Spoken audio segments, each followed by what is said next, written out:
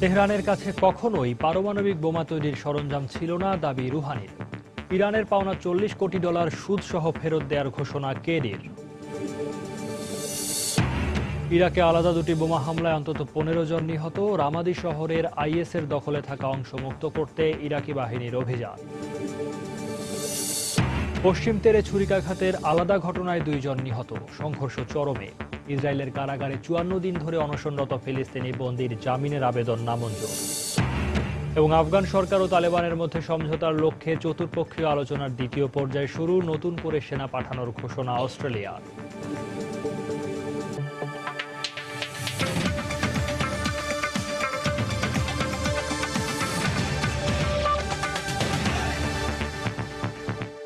আন্তর্জাতিক সময়, সঙ্গে আছি সৌমিত্র শুভ্র। ইরানের 5 জন ব্যক্তি ও 6টি প্রতিষ্ঠানের ওপর আরোপিত নিষেধাজ্ঞা কঠোরভাবে বাস্তবায়ন করা হবে বলে জানিয়েছেন মার্কিন প্রেসিডেন্ট বারাক ওবামা। পাশাপাশি পররাষ্ট্রমন্ত্রী জন কেরি জানিয়েছেন খুব শিগগিরই যুক্তরাষ্ট্রের কাছে ইরানের পাওনা $40 কোটি সুদসহ ফেরত দেয়া হবে। এদিকে নতুন করে নিষেধাজ্ঞা আরোপের বিষয়ে তেহরান কোনো প্রতিক্রিয়া না জানালেও ইরানি প্রেসিডেন্ট হাসান রুহানি বলেছেন, পশ্চিমা বিশ্বের নিষেধাজ্ঞা প্রত্যাহার এটাই প্রমাণ করে তেহরানের কাছে কখনোই পারমাণবিক বোমা তৈরির সরঞ্জাম ছিল না। অর্থনৈতিক এবং বাণিজ্যিক নিষেধাজ্ঞা প্রত্যাহারের একদিনের মাথায় ব্যালিস্টিক ক্ষেপণাস্ত্র তৈরিতে সহযোগিতার অভিযোগে রোববার নতুন করে তেহরানের উপর অবরোধ আরোপ করে যুক্তরাষ্ট্র। এক বিবৃতিতে মার্কিন অর্থ মন্ত্রণালয় জানায়, 5 ইরানি নাগরিক এবং সংযুক্ত আরব আমিরাত ও চীন ভিত্তিক একটি ব্যবসায়িক নেটওয়ার্ককে কালো তালিকাভুক্ত করা হয়েছে। তাদের বিরুদ্ধে অভিযোগ, তৃতীয় দেশের মাধ্যমে এসব কোম্পানি ও ব্যক্তি কৌশলে ক্ষেপণাস্ত্র তৈরির জন্য স্পর্শকাতর উপাদান বেচাকেনার কাজ করতেন। যুক্তরাষ্ট্রের সহকারী অর্থমন্ত্রী অ্যাডাম জে.এস. জুবিন জানান, ইরানের ক্ষেপণাস্ত্র কর্মসূচি আন্তর্জাতিক ও আঞ্চলিক নিরাপত্তার জন্য হুমকি হয়ে ওঠায় তাদের উপর নিষেধাজ্ঞা আরোপ অব্যাহত থাকবে। এক টেলিভিশন ভাষণে মার্কিন প্রেসিডেন্ট বারাক ওবামা বলেন, নতুন করে আরোপিত নিষেধাজ্ঞার বিষয়ে কঠোর নজরদারি রাখা হবে। ইরানের পারমাণবিক বোমা তৈরির সব পথ বন্ধ হয়ে যাওয়ায় বিশ্বের শান্তি এবং শৃঙ্খলা কায়েম থাকবে বলেও আশাবাদ ব্যক্ত করেন তিনি।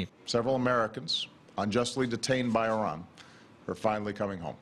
পরমাণু চুক্তি সাধারণ ইরানিদের জন্য একটি বড় পাওনা। তাদের সামনে বহু সম্ভাবনার দ্বার খুলে গেল এতে, আর ইরানের সরকার পেল একটি নতুন ভবিষ্যৎ। তবে মানবাধিকার লঙ্ঘন, সন্ত্রাসবাদকে সমর্থন জানানো এবং ব্যালিস্টিক ক্ষেপণাস্ত্র পরিকল্পনার জন্য আমরা এখনো ইরানের ওপর কিছু নিষেধাজ্ঞা বলবৎ রেখেছি। তবে ওবামার ভাষণের মধ্যে ইরানি প্রেসিডেন্ট হাসান রুহানি বলেন, প্রমাণ হয়েছে শান্তিপূর্ণ কাজের জন্য বরাবরই ইরানের পরমাণু কর্মসূচি অব্যাহত ছিল। সারা বিশ্ব এখন দেখেছে ইরানের পরমাণু কর্মসূচি কোনোভাবেই আঞ্চলিক কিংবা আন্তর্জাতিক নিরাপত্তাকে শঙ্কায় ফেলবে না। এখন এটা প্রমাণিত সত্য। ইরানের পরমাণু চুক্তিতে সবাই খুশি হলেও ইসরায়েল এবং মার্কিন কংগ্রেসের কট্টরপন্থীরা খুশি নয়। এদিকে 2 দশকের নিষেধাজ্ঞা চলার সময় যুক্তরাষ্ট্রে জব্দ করা ইরানি নাগরিকদের ব্যাংক অ্যাকাউন্টের $40 কোটি সুদসহ ফেরত দেওয়ার ঘোষণা দিয়েছেন মার্কিন পররাষ্ট্রমন্ত্রী জন কেরি। রঞ্জন শুভ্র, সময় সংবাদ। দর্শক, দীর্ঘ 2 দশক পর গত শনিবার ইরানের ওপর থেকে নিষেধাজ্ঞা তুলে নেয়ার পর আবারও ইরানের 5 ব্যক্তি ও 6টি প্রতিষ্ঠানের ওপর নতুন করে নিষেধাজ্ঞা আরোপ করেছে যুক্তরাষ্ট্র। এই বিষয়ে আমরা টেলিফোনে কথা বলেছিলাম ইরান প্রবাসী সাংবাদিক সিরাজুল ইসলামের সঙ্গে। তেহরান থেকে তিনি আমাদের জানিয়েছেন সেখানকার খবরাখবর। গতকালকে ইরানের উপরে যে অজুহাতে নতুন করে নিষেধাজ্ঞা দেয়া হয়েছে, আসলে সেইটা তেমন কোনো যুক্তিযুক্ত অজুহাত নয়। ক্ষেপণাস্ত্র কর্মসূচিকে কেন্দ্র করে যে নিষেধাজ্ঞা দিয়েছে, এই নিষেধাজ্ঞার কারণে পরমাণু চুক্তি যেটা হয়েছে সেইটা বাস্তবায়নে কোনো সমস্যা হবে না। ক্ষেপণাস্ত্র নিষেধাজ্ঞার কারণে ইরানের 5 জন বা 6 জন ব্যক্তির উপরে আর কয়েকটা প্রতিষ্ঠানের উপরে যে নিষেধাজ্ঞা দিয়েছে, তার কারণে ইরানের ওই ব্যক্তি এবং ওই কোম্পানিগুলো মার্কিন ব্যাংকিং সিস্টেমের সাথে যুক্ত হতে পারবে না। কিন্তু ইরানের উপর থেকে পরমাণু চুক্তির কারণে যে নিষেধাজ্ঞা প্রত্যাহার করেছে, তার ফলে আন্তর্জাতিক ব্যাংকিং সিস্টেমে ইরান ঢুকে যেতে পারবে এবং এটা আজকেই ঢুকে যাওয়ার কথা। ইরাকের বাগদাদ ও রামাদিতে আলাদা দুটি বোমা হামলায় অন্তত 15 জন নিহত হয়েছেন, আহত হয়েছেন 9 জন। রোববার রাজধানী বাগদাদের দক্ষিণে মাহমুদিয়া জেলার একটি ব্যস্ততম বাজারের কাছে বোমা বিস্ফোরণের ঘটনা ঘটে। এতে 2 বেসামরিক নাগরিক নিহত ও 9 জন আহত হন। একই সময় আনবার প্রদেশের রাজধানী রামাদির আল বুঘানিম গ্রামে আরও একটি বোমা হামলার ঘটনা ঘটে। ওই হামলায় 7 জন নারী ও 3 শিশুসহ অন্তত 13 জন নিহত হন।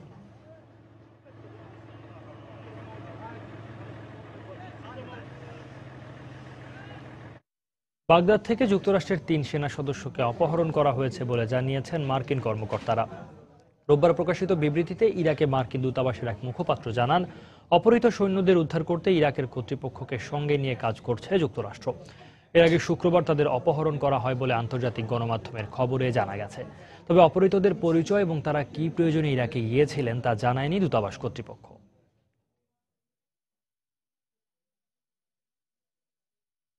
রামাদি শহরের এখনও আইএসের দখলে থেকে যাওয়া অংশ মুক্ত করতে অভিযান শুরু করেছে ইরাকি বাহিনী। অভিযানে এর মধ্যে অন্তত 40 আইএস সদস্য নিহত হয়েছে বলে জানিয়েছে স্থানীয় গণমাধ্যম। এছাড়াও শহরটি থেকে আইএস জঙ্গিদের ভয়ে লুকিয়ে থাকা কয়েকশো বাসিন্দাকে উদ্ধার করেছে সরকারি বাহিনী। এদিকে সিরিয়ায় আইএস জঙ্গিদের দখল করে রাখা রাক্কা শহরে শনিবারের বিমান হামলায় নিহতের সংখ্যা বেড়ে দাঁড়িয়েছে 40 জনে। সরকারি বাহিনী রামাদির পূর্বাঞ্চলীয় সুফিয়া জেলা দখলের পর জঙ্গিদের ভয়ে দিনের পর দিন লুকিয়ে থাকা শত শত মানুষ সাদা পতাকা হাতে নিয়ে বেরিয়ে আসে। প্রায় 11 দিন খাবার ও পানির অভাবে ভয়াবহ সংকটের মুখে পড়ে তারা। সরকারি বাহিনী ওই এলাকা পুরোপুরি নিজেদের দখলে নেওয়ার পর তাদের নিরাপদে বের করে আনে এবং খাবার পানি সরবরাহ করে। প্রাণ ভয়ে 11 দিন আমরা সিঁড়ির নিচে লুকিয়েছিলাম। নোংরা পানি খেয়ে কোনো মতে জীবন রক্ষা করেছি। আজ আমি নতুন জীবন ফিরে পেলাম। মনে হচ্ছে এতদিন কবরের মধ্যে ছিলাম। সেনাবাহিনীকে অসংখ্য ধন্যবাদ আমাদের উদ্ধার করার জন্য। আশা করি তারা আরো সাফল্য লাভ করবে। আটকে পড়া নাগরিকদের উদ্ধারের পর ইরাকি বাহিনীর এক কর্মকর্তা বলেন, শহরের বাকি অংশ দখল করা এখন তাদের কাছে সময়ের ব্যাপার মাত্র। সুফিয়া মুক্ত করা জঙ্গিদের বিরুদ্ধে আমাদের একটি গুরুত্বপূর্ণ সাফল্য। এখানে এখন খুব বেশি হলে 4-5 জন আইএস সদস্য রয়েছে বলে স্থানীয় মানুষজন জানিয়েছে। রামাদির অবশিষ্ট অংশ অচিরেই জঙ্গি মুক্ত করতে পারবো বলে আশা করছি। সোমবার আনবার প্রদেশের পুলিশ প্রধান জানান, রামাদির পূর্বাঞ্চলীয় আল সাদেকি এলাকায় সেনা অভিযানে অন্তত 40 আইএস সদস্য নিহত হয়েছে। অভিযানে জঙ্গিদের 5টি ভারী যানবাহন ধ্বংস করে দেওয়া হয়েছে বলেও জানানো হয়। ইরাকে যখন সরকারি বাহিনী রামাদি মুক্ত করার দোরগোড়ায়, তখন সিরিয়ায় আইএসের দখলে থাকা রাক্কা শহরে শনিবার চালানো বিমান হামলার একটি ভিডিও অনলাইনে প্রকাশিত হয়েছে। এতে বলা হয়, শহরটিতে শিশু সহ বেসামরিক নাগরিক নিহতের সংখ্যা বেড়ে দাঁড়িয়েছে 40 জনে। রুশ বাহিনী নাকি মার্কিন জোট রাক্কায় বিমান হামলা চালিয়েছে তা এখনো স্পষ্ট নয়। ব্রিটেন ভিত্তিক পর্যবেক্ষণ সংস্থা Syrian observatory for human rights জানিয়েছে, দেইর জোর থেকে প্রায় 400 পরিবারকে অপহরণ করে অজ্ঞাত স্থানে নিয়ে গেছে ইসলামিক স্টেট জঙ্গিরা। রঞ্জন শুভ্র, সময় সংবাদ। ইরাকের উত্তরাঞ্চলীয় সিনজার শহরের কাছে একটি গণকবরের সন্ধান পাওয়া গেছে বলে জানিয়েছে ইরাকি কুর্দি বাহিনী। আন্তর্জাতিক গণমাধ্যমে কুর্দি কর্মকর্তারা বলেন, গণকবরটি থেকে 76টি মৃতদেহ উদ্ধার করা হয়েছে, যাদের বেশিরভাগই ইয়াজিদি নারী। কুর্দি কর্মকর্তাদের আশঙ্কা, সিনজার শহরের আশপাশে এরকম কয়েকশো গণকবর থাকতে পারে। বিভিন্ন মানবাধিকার ও পর্যবেক্ষণ সংস্থার তথ্য মতে 2014 সালের আগস্ট মাসে শহরটি দখলের পর ইসলামিক স্টেট জঙ্গিরা 3 থেকে 5,000 ইয়াজিদিকে হত্যা করেছে। এছাড়া অস্ত্রের মুখে জোর করে অনেককেই ধর্মান্তরিত করার অভিযোগ রয়েছে আইএসের বিরুদ্ধে। কয়েক মাস আগে কুর্দি পেশমার্গা বাহিনী সিনজার পুনরুদ্ধার করার পর প্রায়ই গণকবর পাওয়া যাচ্ছে।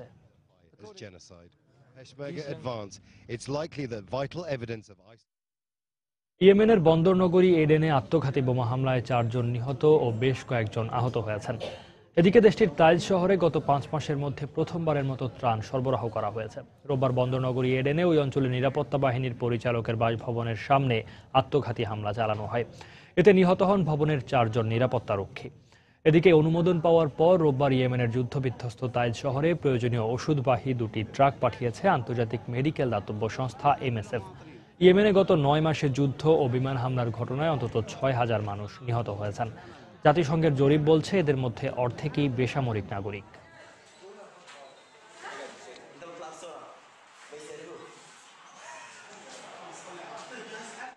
ফিলিস্তিনের পশ্চিম তীরে পৃথক 2টি ছুরিকাঘাতের ঘটনায় এক ফিলিস্তিনি ও এক ইসরায়েলি নিহত হয়েছেন।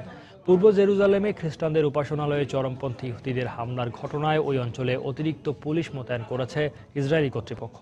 এদিকে ইসরায়েলের কারাগারে 54 দিন ধরে অনশনরত ফিলিস্তিনি বন্দীর জামিনের আবেদন নামঞ্জুর করেছে তেল আবিবের একটি আদালত। এই ঘটনায় পশ্চিম তীরে ফিলিস্তিনি আন্দোলনকারীদের সঙ্গে ইসরায়েলি পুলিশের সংঘর্ষ চরমে পৌঁছেছে।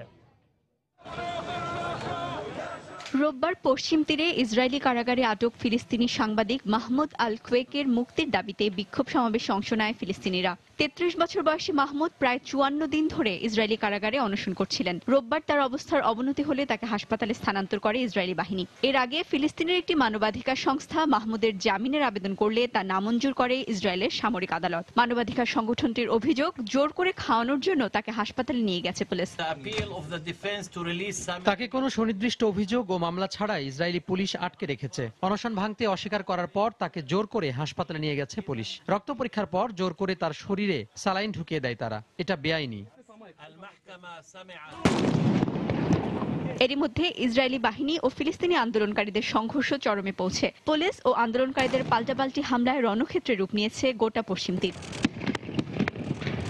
সংঘর্ষ চলাকালীন পশ্চিম তীরের দক্ষিণাঞ্চলীয় ওতনিল ইহুদি বসতির কাছাকাছি এক ইসরায়েলি নারীর ওপর ছুরি হাতে হামলা চালায় এক অজ্ঞাতনামা ফিলিস্তিনি। পুলিশের অভিযোগ, বাড়ির দরজা ভেঙে ভেতরে প্রবেশ করে ওই নারীর ওপর ছুরি চালায় হামলাকারী। ঘটনাস্থলেই নিহত হয় ওই নারী। একই দিন নাবলুস শহরে টহলদার ইসরায়েলি বাহিনীর উপর ছুরি হাতে হামলার অভিযোগে এক ফিলিস্তিনিকে গুলি করে হত্যা করে পুলিশ।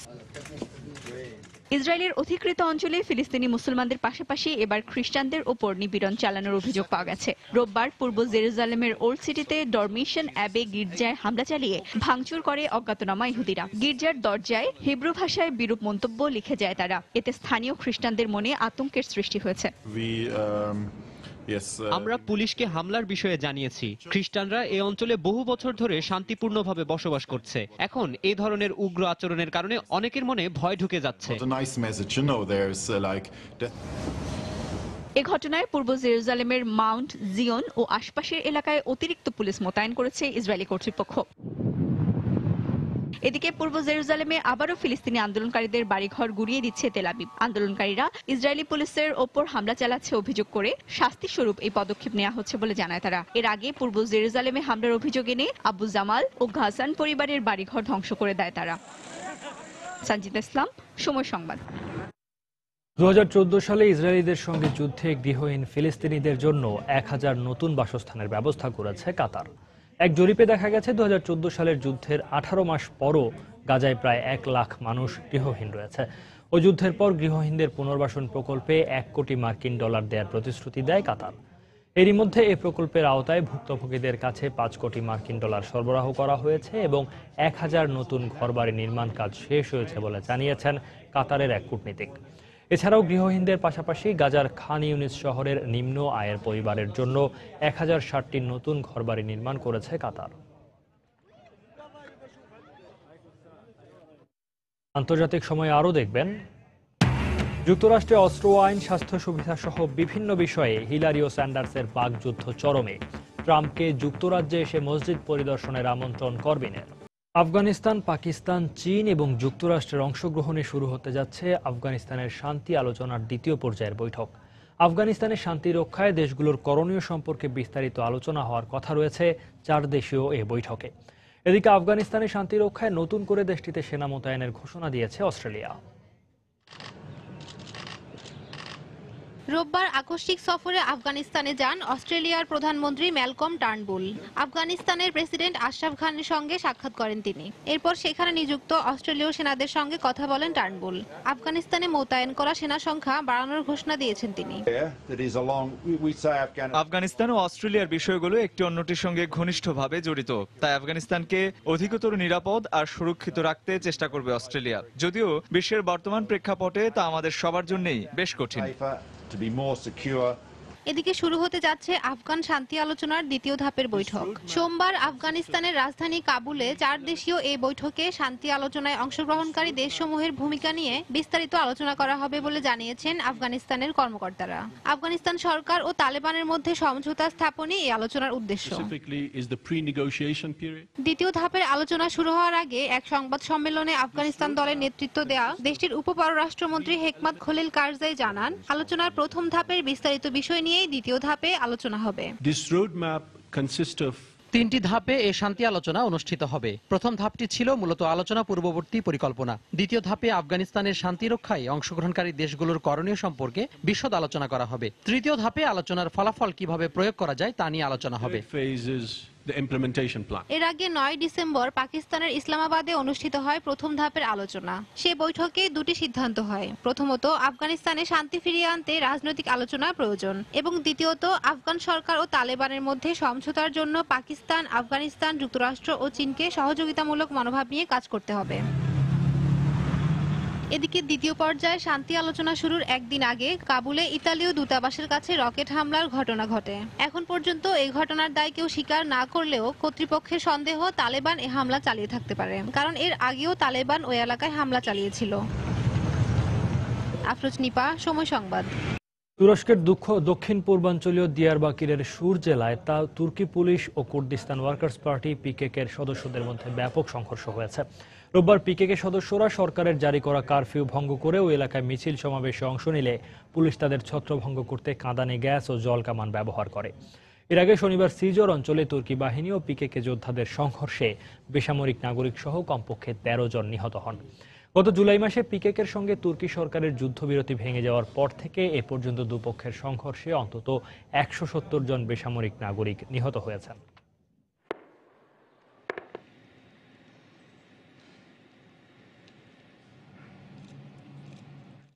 তুরস্ক কর্তৃপক্ষের সিরীয় শরণার্থীদের জন্য চাকরির অনুমোদন দেওয়ার পরিকল্পনার প্রশংসা করেছেন জাতিসংঘের শরণার্থী বিষয়ক সংস্থার প্রধান ফিলিপ্পো গ্রান্ডি। এ সুযোগে শরণার্থীদের সম্মানজনক জীবন নির্বাহ করতে সহায়তা করবে বলেও জানান তিনি। সম্প্রতি তুরস্কের নিজিব শহরের শরণার্থী শিবির পরিদর্শনের পর একথা বলেন তিনি। শরণার্থীদের অবৈধ প্রবেশ ঠেকাতে গত সপ্তাহে তুরস্কের মন্ত্রিপরিষদে এই পরিকল্পনার বিষয়টি উত্থাপন করে সংশ্লিষ্ট কর্তৃপক্ষ। গত বছর যুদ্ধবিধ্বস্ত অঞ্চল থেকে আসা রেকর্ড সংখ্যক শরণার্থী গ্রহণ করে তুরস্ক। এর অংশ হিসেবে 22 লাখের বেশি সিরীয় শরণার্থী গ্রহণ করেছে তুর্কি সরকার।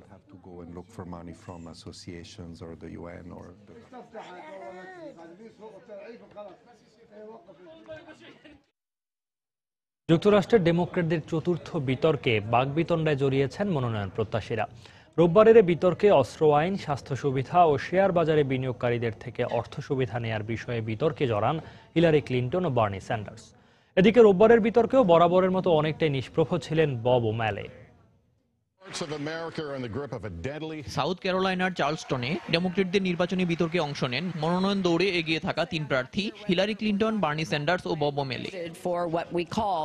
কৃষ্ণাঙ্গ অধ্যুষিত চার্লসটনে রোববার রাতে বিতর্কের শুরুতেই উঠে আসে অস্ত্র আইন নিয়ন্ত্রণের প্রসঙ্গটি। আগের অবস্থান থেকে অনেকটাই সরে এসে অস্ত্র আইন নিয়ন্ত্রণের পক্ষে মত দিয়ে স্যান্ডার্স বলেন, সামরিক ধাঁচের অস্ত্র কখনোই সাধারণ মানুষের হাতে দেওয়া উচিত নয়। এছাড়া অস্ত্র বিক্রির আগে ক্রেতার অপরাধ প্রবণতা ও মানসিক অবস্থা যাচাইয়ের কথাও বলেন তিনি। অস্ত্র আইনের বিষয়ে নিজের অবস্থান পরিবর্তন করায় স্যান্ডার্সকে স্বাগত জানান হিলারি।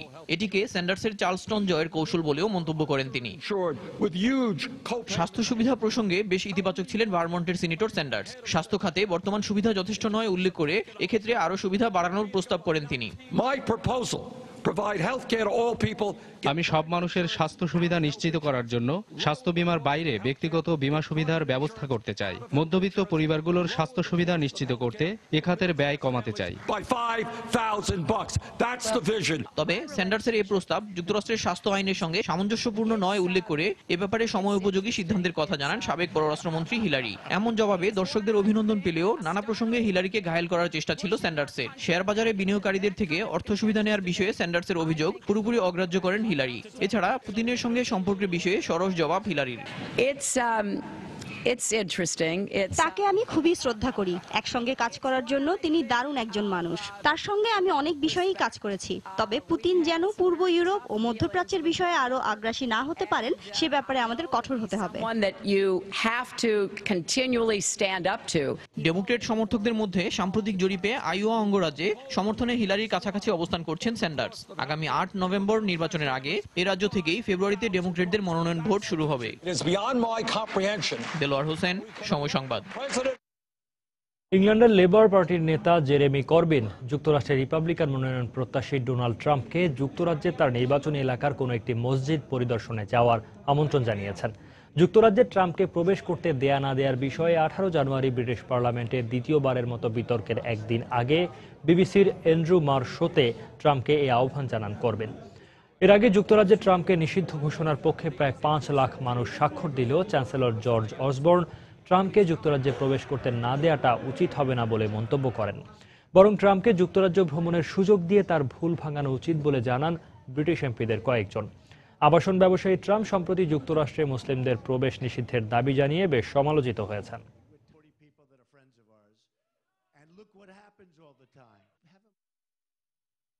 বুর্কিনা ফাসোর একটি হোটেলে জঙ্গি গোষ্ঠী আল কায়েদার সন্ত্রাসী হামলায় 28 জন নিহতের ঘটনায় 3 দিনের রাষ্ট্রীয় শোক ঘোষণা করা হয়েছে।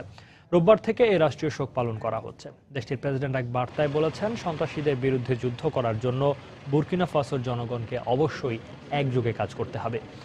এছাড়াও ভবিষ্যতে হামলা এড়াতে নিরাপত্তা ব্যবস্থা জোরদার করা হবে বলেও জানান তিনি। এর আগে শনিবার 12 ঘন্টার বেশি সময় ধরে চলা দেশটির সামরিক ও ফরাসি নিরাপত্তা বাহিনীর জঙ্গি বিরোধী যৌথ অভিযান সমাপ্ত করা হয়।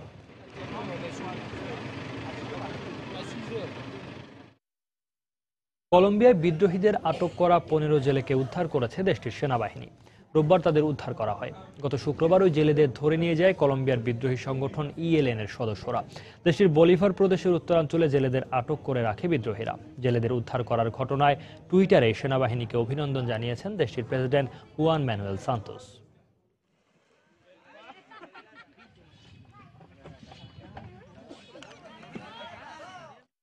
আন্তর্জাতিক সময় আরও যা দেখবেন। যুক্তরাষ্ট্রে টর্নেডোর আঘাতে এ পর্যন্ত 2 জনের মৃত্যু, ব্যাপক ক্ষয়ক্ষতি। ইউরোপে তুষার ঝড়ে বিপর্যস্ত জনজীবন। ভারতে আবারও দেখা দিয়েছে বার্ড ফ্লু সংক্রমণ। এর মধ্যে ত্রিপুরায় বেশ কয়েকটি মুরগির খামার ধ্বংস করা হয়েছে। সেই সাথে মানবদেহে সংক্রমণ ঠেকাতে বেশ কিছু পদক্ষেপ গ্রহণ করেছে প্রাণী সম্পদ মন্ত্রণালয়।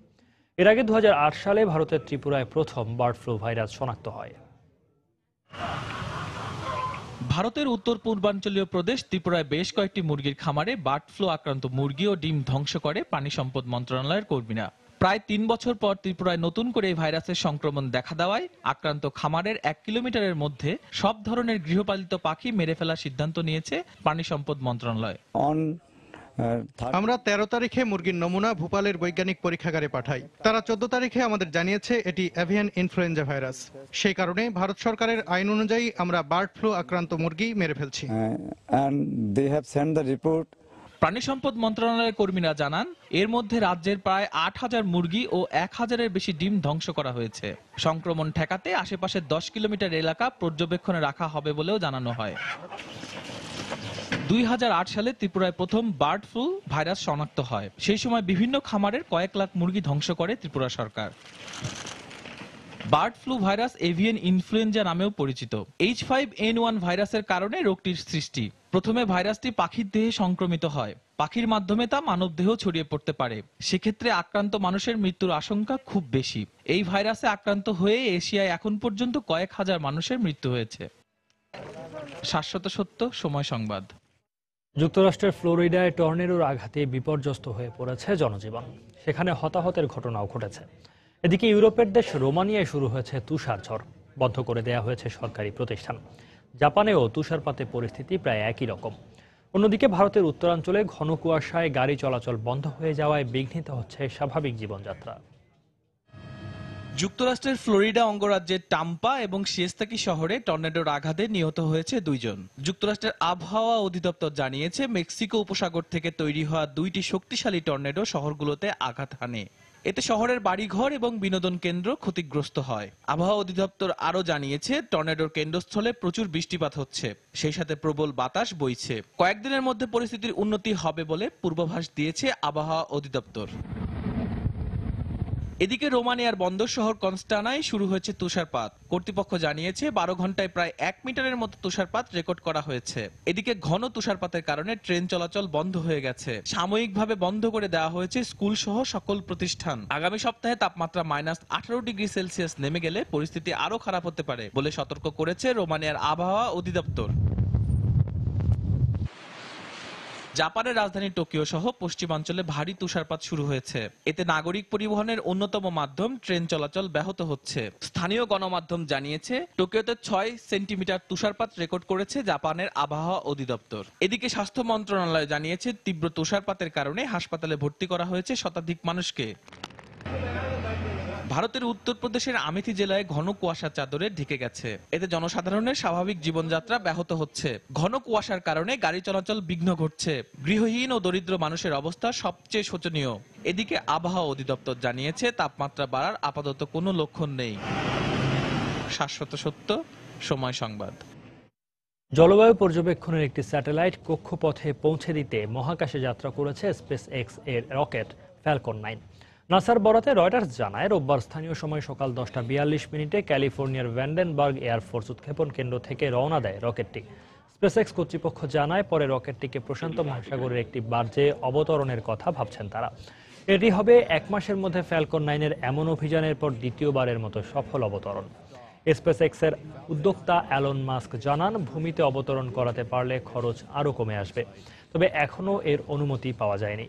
এছাড়া এমন অভিযানের পর রকেটটি পুনর্ব্যবহারযোগ্য থাকায় এখন থেকে মহাকাশে নিয়মিতভাবে বাণিজ্যিক ফ্লাইট পরিচালনার কথা ভাবছে স্পেসএক্স।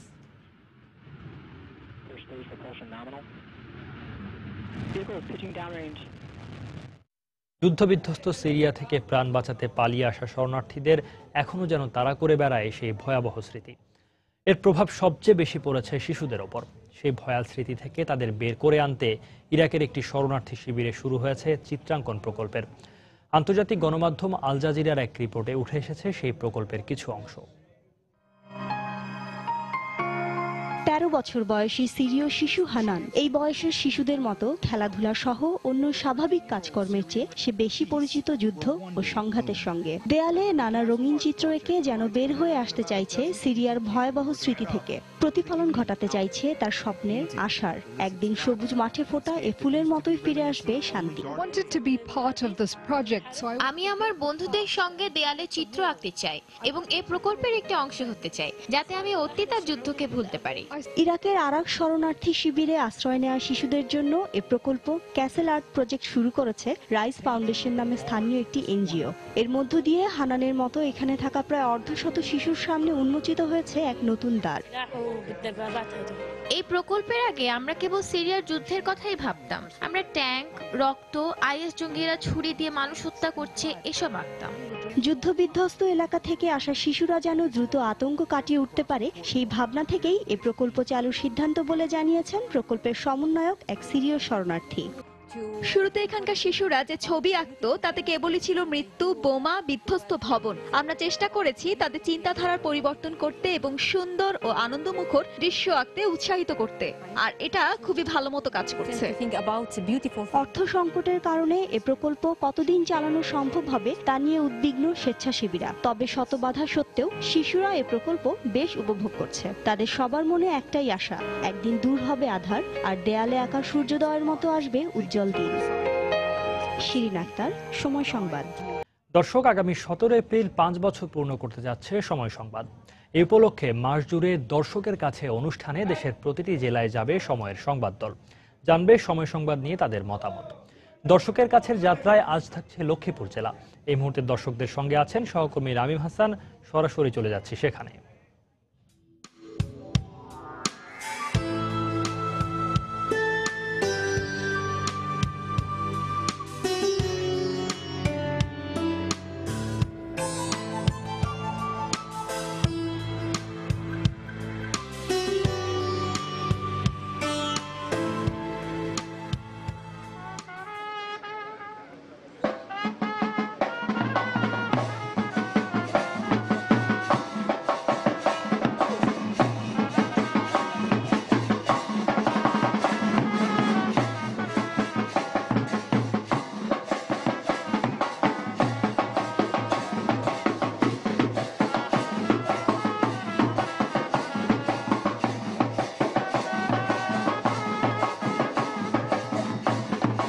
দর্শক, বরিশালের সবগুলো জেলা শেষ করে আমরা এখন লক্ষ্মীপুরে আজকে এসেছি লক্ষ্মীপুরের দর্শকের কাছে।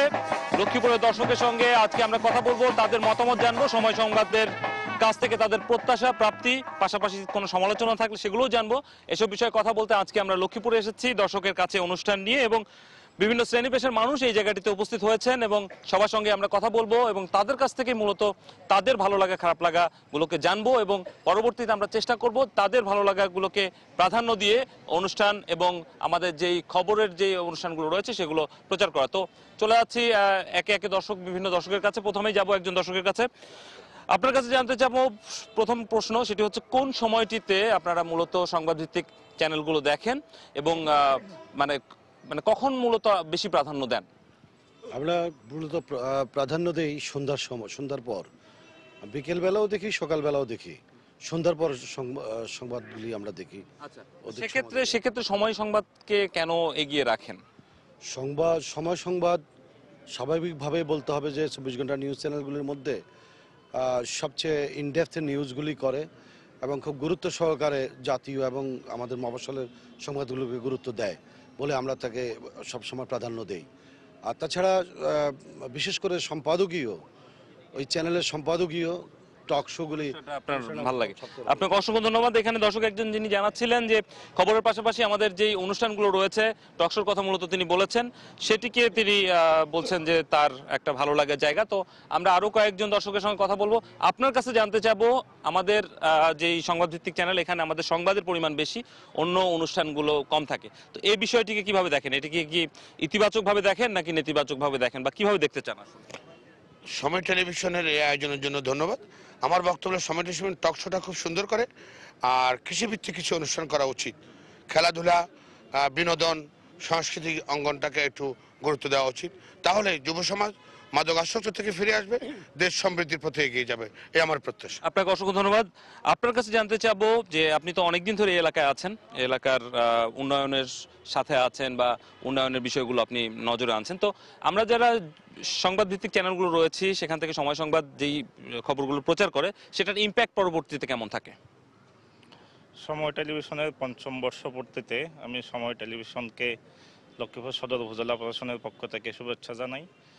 সময় টেলিভিশন মূলত সংবাদ ভিত্তিক একটি চ্যানেল এবং তারা খবরের পিছনের খবর তুলে আনে। আমি এই টেলিভিশনের সংবাদের একজন নিয়মিত দর্শক এবং এই সংবাদগুলোর যে তারা অনিয়মগুলো তুলে আনে, এগুলোর বিষয়ে সরকারি কর্মকর্তা হিসেবে আমরা অনিয়মগুলোর বিষয়ে আমরা অ্যাকশন নেই এবং ডিউ অ্যাকশনই আমরা নেই, এবং এর ফলে পরবর্তীতে আমাদের কার্যক্রমের আরো উত্তরোত্তর আরো কি আমরা করতে পারি যেটার মাধ্যমে এই যে প্রভাবটা, অর্থাৎ সংবাদের যে প্রভাব, সেটি আরো ভালোভাবে জনজীবনে পড়তে পারে? আপনি কি মনে করেন?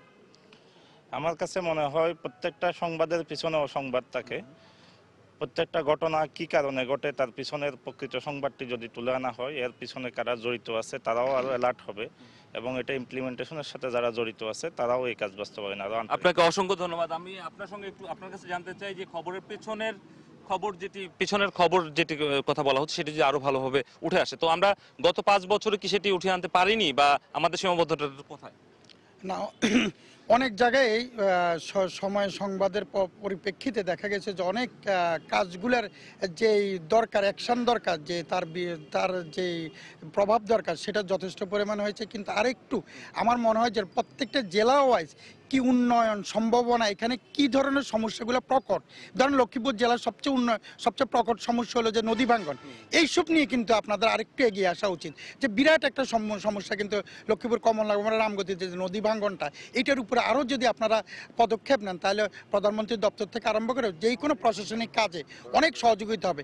এরকম প্রত্যেকটা জেলায় কিছু না কিছু সমস্যা, কিন্তু মারাত্মক জটিল সমস্যা আছে, সেই সমস্যা অন্যান্য জেলা থেকে ভিন্ন, সেই সমস্যাগুলোকে আপনাকে অসংখ্য ধন্যবাদ। আমি একটু কথা বলবো এই এলাকার একজন চেয়ারম্যানের সঙ্গে এবং তার কাছ থেকে মূলত জানতে চাবো যে এখানে বিভিন্ন সমস্যার কথা বলা হচ্ছিল লক্ষ্মীপুরের, তো সেই সমস্যাগুলোর সংবাদগুলোকে আমাদের আরো ভালোভাবে দেখানোর জন্য অনুরোধ করা হয়েছে বা পরামর্শ দেওয়া হয়েছে। আপনার কাছে জানতে চাবো, গত 5 বছরে যে আমরা খবরগুলো দেখিয়েছি, সেখানে আসলে লক্ষ্মীপুর কতখানি এসেছে আমাদের সংবাদে, বা কতখানি আসার প্রয়োজন? আমার মনে হয় লক্ষ্মীপুর মোটেই তেমন আসে নাই। আমি অনুরোধ করব লক্ষ্মীপুরের সকল কর্মকাণ্ডের উপরে ভালো করে নিউজ দেওয়া, এবং আমি প্রথম আশা করব যে এই চ্যানেলগুলোতে যেন যে প্রতিনিধি দেওয়া হয় জেলা ভিত্তিক, এই প্রতিনিধিরা অ্যাক্টিভ হতে হবে, এরা দুর্নীতিবাজ যেন না হয়। তাহলে দেখবেন এরা কাজ করবে এবং ভালো ভালো নিউজগুলো, এবং ওই সময় চ্যানেলের জন্য এটা আগামী দিনের জন্য ভালো হবে। আর একটা বিষয় জানতে চাই আপনার কাছে, আপনারা তো এই এলাকার উন্নয়ন নিয়ে কাজ করেন, তো এলাকার উন্নয়নের ক্ষেত্রে আমাদের যারা চ্যানেলগুলো রয়েছে, সংবাদভিত্তিক চ্যানেল যারা রয়েছে, আমরা চাই আপনাদের সেই উন্নয়ন সহযোগী হতে। সেখানে আসলে আমাদের আর কি করণীয় আছে? আপনারা এলাকায় যেসব প্রয়োজন আছে, চাহিদা আছে, যেসব জেলাগুলোতে যা যা প্রয়োজন, এগুলো নিয়ে টিভিতে একটু প্রচার করলে আমার মনে হয় যারা উপরে মহলে আছে তাদের একটু টনকটা নড়বে, এটাই আশা করি। আপনার কি মনে হয় যে পরবর্তীতে যে খবরের যে প্রভাবটা, সেটি আসলে কতখানি পড়ছে? খবর ঠিক আছে, মোটামুটি ভালো। আরো 24 ঘন্টা নিউজ খবর থাকুক, ঘন্টাব্যাপী খবর থাকলে এটার জন্য ভালো হবে, সব চ্যানেলের জন্য ভালো হবে। আপনাকে অসংখ্য ধন্যবাদ। আমরা আরেকজন দর্শকের সঙ্গে কথা বলতে চাই, আপনার কাছে জানতে চাই, একটু জানতে চাবো নিউজের কন্টেন্ট নিয়ে। আমাদের খবরগুলো যেগুলো আমরা প্রচার করছি সেই খবরগুলোর মধ্যে কোনো ধরনের সমস্যা মনে হয় কিনা, বা আপনার কোনো সাজেশন আছে কিনা যে খবরগুলো আসলে এভাবে হওয়া উচিত, ডিউরেশনের কথা বলেন বা কন্টেন্টের মধ্যেকার বিষয়বস্তুর কথা বলেন, সেই জায়গা থেকে আপনি কোনো পরামর্শ দিবেন? সময় টিভিকে ধন্যবাদ। আমরা সামাজিক সংগঠন করি, এই সামাজিক সংগঠনে আমরা দিচ্ছি সময় টিভি লক্ষ্মীপুরের প্রত্যন্ত অঞ্চলের কিছু নিউজ তুলে ধরেছে। যেমন আমি উদাহরণস্বরূপ বলতে পারি, সীমা হত্যার রায়ে মানে সময় টিভি পুরো দিনেই তাদের নিউজ তাদের বিয়েতে 24 ঘন্টা প্রচার করেছে। তাতে আমরা লক্ষ্মীপুরবাসী জানতে পেরেছি যে লক্ষ্মীপুরের প্রত্যন্ত অঞ্চলে যেই খুঁটিনাটি সমস্যাগুলো হয় সেগুলো সময় টিভি তাৎক্ষণিকভাবে তাদের মানে হেডলাইনে আসে। এই কারণে আমরা সময় টিভির কাছে আসলেই কৃতজ্ঞ। সময় টিভি আরেকটু কাজ করতে হবে যে লক্ষ্মীপুরে যে প্রত্যন্ত অঞ্চলে যে উন্নয়ন আছে এবং যেখানে আমাদের যে কৃষিভিত্তিক এলাকাগুলো আছে, যেমন ধান, এখানে সয়াবিন বা নারকেল, সুপারি, এগুলোকে যদি প্যাকেজ প্রোগ্রাম করে যদি প্রচার করা হয় তাহলে লক্ষ্মীপুর মানুষ উপকৃত হবে। এবং আপনাকে অসংখ্য ধন্যবাদ। আমরা সে বিষয়টি নজরে রাখবো এবং আমরা চেষ্টা করব আপনাদের পরামর্শ অনুযায়ী পরবর্তীতে কাজ করতে। তো আমরা এখানে আরো অনেক দর্শক রয়েছেন, তাদের সঙ্গে আরো কয়েকজনের সঙ্গে কথা বলবো। আপনার কাছে যে বিষয়টি জানতে চাই সেটি হচ্ছে আমাদের যেই খবরের কন্টেন্ট নিয়ে বিভিন্ন কথা হয়েছে, তো আমরা জানতে চাবো যে আসলে অনুষ্ঠানগুলোকে বেশি পছন্দ করেন আপনারা নাকি খবরকে বেশি পছন্দ করেন? সময় সংবাদে আসলে কোন বিষয়টি দেখতে চান? কারণ আমাদের এখন পর্যন্ত কিন্তু খবরের উপর প্রাধান্যটা সবচেয়ে বেশি, অন্যান্য অনুষ্ঠানগুলো কিন্তু আমাদের অনেক কম। এই বিষয়টিকে কিভাবে দেখেন? দেখেন, আমি সময় সংবাদ সবসময়, আমি যখনই টেলিভিশন অন করি, সময় টেলিভিশনকে অন করি যে তাৎক্ষণিক সংবাদ জানানোর জন্য। সময় টেলিভিশন তার সংবাদ বৈচিত্র্য, সম্পাদকীয় এবং অনুসন্ধানী যে প্রতিবেদন প্রকাশ করে আসছে, এতে ইলেকট্রনিক্স মিডিয়ার জগতে এক আলোড়ন সৃষ্টি করেছে। আমি বলবো যে পাশাপাশি আমি প্রত্যাশা করি যে সময় টেলিভিশন আগামী দিনগুলো যেমন প্রতিটা জেলার সংবাদটা যেন আর একটু বেশি করে আমরা প্রতিদিন কিন্তু ঘন্টায় মানে সকালে একবার এবং সন্ধ্যায় একবার, দুইবার এই জেলা সংবাদগুলো দেই।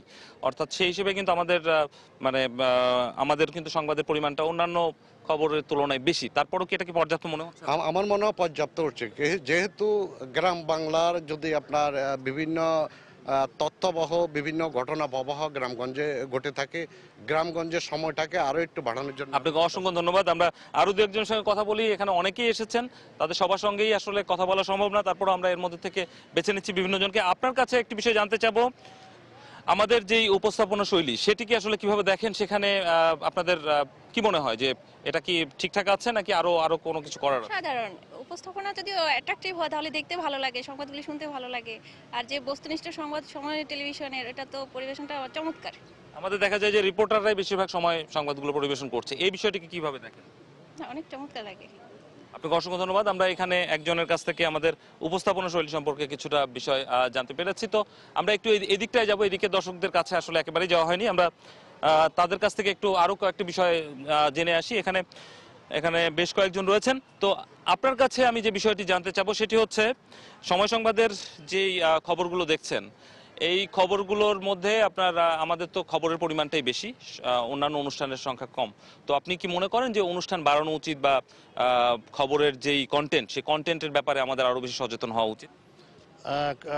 সময় টিভিতে যে সংবাদটি পরিবেশন করা হয় সেই পরিবেশনার মধ্যে গ্রাম বাংলার যে গুরুত্বপূর্ণ সংবাদ সেগুলো যেটা থাকে, সেই কারণে মফস্বল শহরের মানুষের কাছে সময় টিভি অত্যন্ত জনপ্রিয়।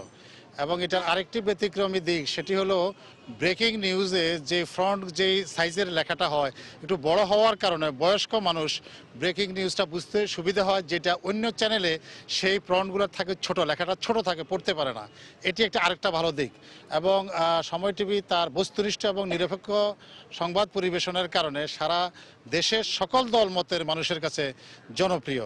এবং খেলার নিউজের তাদের একটি বিশেষ দিকটা হলো খেলার নিউজগুলোর আপডেট থাকে কারেন্ট, এবং যে সংবাদগুলো পরিবেশন হয় জাতীয় এবং আন্তর্জাতিক সংবাদগুলো থাকে, এটি আমাদেরকে আকৃষ্ট করেছে।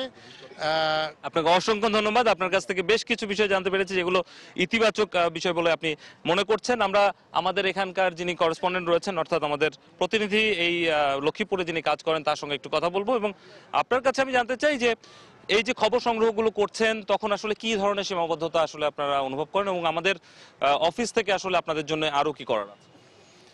আসলে আমরা তো, আমার লক্ষ্মীপুর জেলা কিন্তু 5টা উপজেলা, 6টা থানা। এখানে 5টা উপজেলার মধ্যে 4টাই কিন্তু নদী বেষ্টিত এলাকা।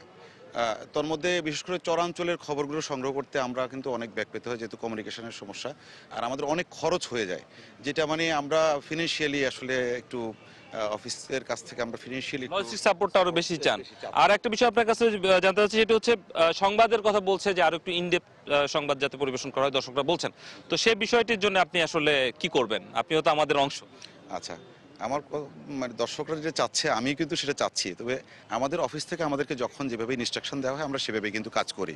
তো আমাদেরকে যদি অফিস থেকে এমন কি কখনো অনুভব করেন যে ডেইলি ইভেন্টগুলোকে বেশি প্রাধান্য দিতে, যে অনেক গভীরের সংবাদ আছে যেগুলো আপনারা সংগ্রহ করতে পারছেন না বা পরিবেশন করতে পারছেন? এটা হচ্ছে, যেমন আমার লক্ষ্মীপুরটা একসময় কিন্তু সন্ত্রাস কবলিত এলাকা ছিল। বেশিরভাগই প্রায়ই আমার ঘটনা ঘটতো এখানে, মানে হত্যা, রাহাজানি, এগুলো প্রায় রিপোর্ট আমাকে করতে হচ্ছে। আর আমাদের আরেকটা সমস্যা হচ্ছে, আমাদের মানুষ তো আমরা একজন প্রতি জেলায়, কিন্তু আমাদেরকে এই যে আমাদের সারাউন্ডিং কিন্তু অনেক বড়। তো এই বড় সারাউন্ডিংয়ে কাজ করতে গেলে অনেক সময় আমরা মানে যানবাহনের সমস্যা হয় বা বিভিন্ন ধরনের সমস্যা হয়, কিন্তু এটা অফিসে যারা থাকেন আর কি, তারা যদি বিষয়টা খেয়াল রাখেন তাহলে পরে অবশ্যই আপনার কথাগুলো নিশ্চয়ই আমাদের যারা কর্তা ব্যক্তিরা রয়েছেন তারা শুনেছেন, পাশাপাশি বার্তা সম্পাদক এবং ন্যাশনাল ডেস্কেরও যারা আছেন তারাও বিষয়টি নজরে রাখবেন।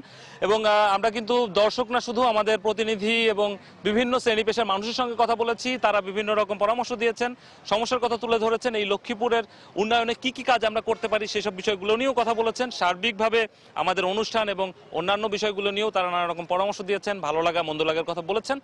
তো আজকে এই লক্ষ্মীপুরের এই ছিল দর্শকের কাছের অনুষ্ঠান থেকে। আগামীকাল সকাল 11টার সময় দেখা হচ্ছে চাঁদপুরের দর্শকদের কাছে।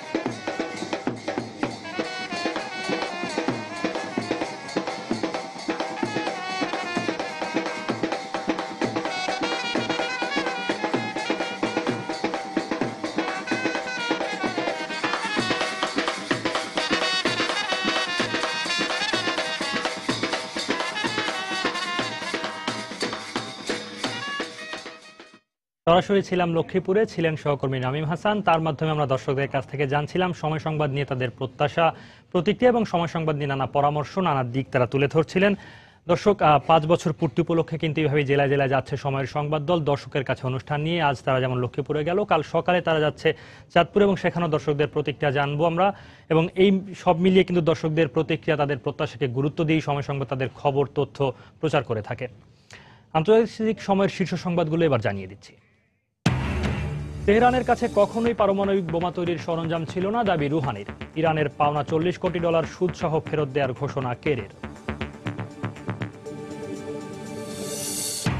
ইরাকে আলাদা 2টি বোমা হামলায় অন্তত 15 জন নিহত। রামাদি শহরের আইএসের দখলে থাকা অংশ মুক্ত করতে ইরাকি বাহিনীর অভিযান।